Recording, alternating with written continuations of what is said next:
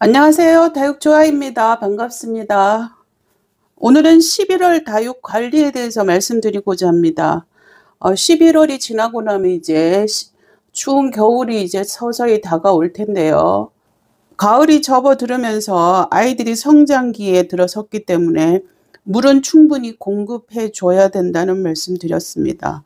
그래서 평소에 물 주는 것보다 조금 더 자주 주면서 아이들이 물을 충분히 먹어서 입장 사이에 수분을 충분히 공급해 주어야지 겨울을 잘 난다고 말씀드렸는데요. 오늘은 그거 외에 한 가지 더 말씀드리고자 합니다. 11월에는 반드시 다육이들한테 해줘야 하는 일이요. 칼슘제를 충분히 공급해 주어야 됩니다.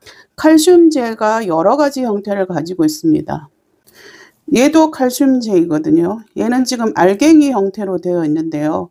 이런 형태들은 다육이를 심어줄 때 몇 알씩 화분 속에 넣어주면 물과 함께 서서히 녹으면서 지속적으로 칼슘을 공급하는 그런 고체 형태의 칼슘제입니다.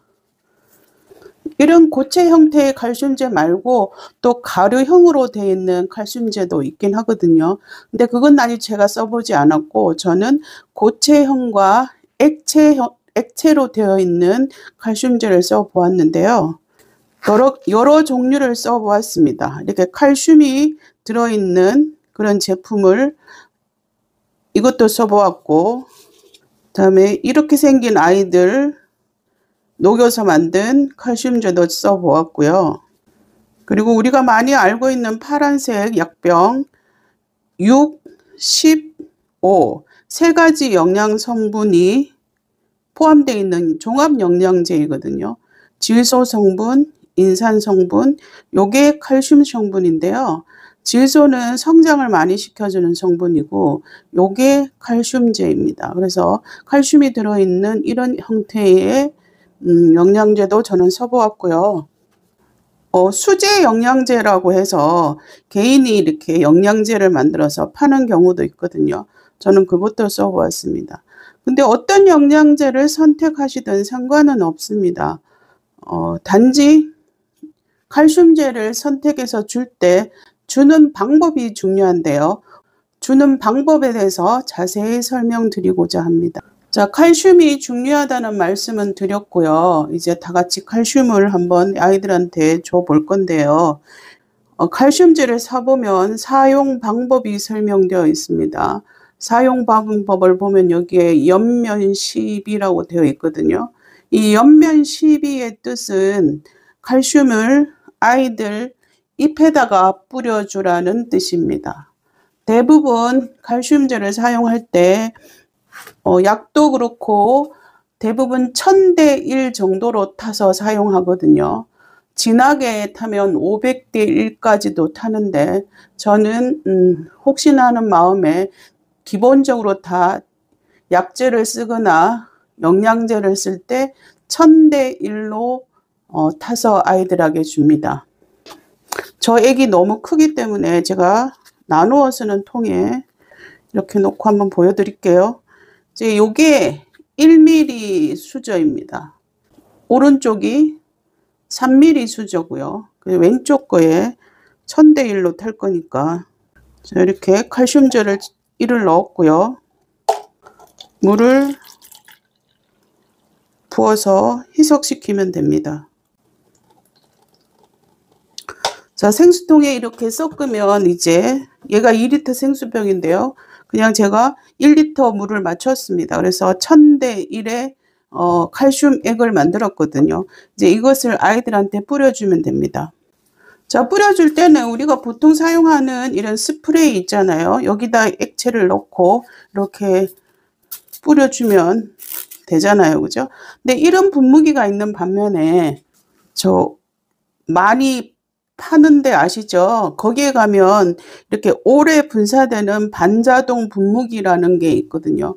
이거를 사서 뿌려주면 얘가 조금 전에 보여줬던 우리가 일반적으로 다리미질 할 때 많이 사용하고 뭐 그럴 때 쓰는 이 분무기보다 얘가 조금 더 분사량이 좀 많습니다. 한번 보여드릴게요. 잘 나올지 모르겠는데. 잘 보이나요? 이렇게 좀 길게 뿌려지죠. 그래서 그다음 우리가 보통 사용하는 그 약 뿌리는 도구 있잖아요. 여기다 넣어서 뿌려줘도 됩니다. 근데 오늘은 제가 여기에 넣어서 한번 뿌려주는 모습 보여드릴게요. 탄 물을 넣었고요. 1000대1로 만든 희석액을 넣었습니다. 칼슘은 옆면 10이기 때문에 입에다가 뿌려줍니다. 조금 일반적인 스프레이보다는 조금 오래 나오죠. 그죠? 이런 식으로 뿌려주면 됩니다. 자, 이런 식으로 아이들한테 칼슘을 뿌려주면 됩니다. 칼슘을 잎에다 이렇게 뿌렸을 때 아이들이 흡수하는 양이 많지 않습니다. 그래서 한 번 뿌려주는 게 아니고 한 번 뿌린 다음에 일정한 시간 지나서 3일이든 아니면 길게 일주일이든 지난 다음에 다시 아이들에게 칼슘을 뿌려줍니다.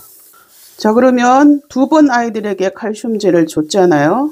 그러면 첫 번째 칼슘제를 줬을 때보다 첫 번째가 만약에 50%만 얘가 흡수를 했다 이러면 두 번째는 한 70% 정도까지 흡수율이 높아지겠죠.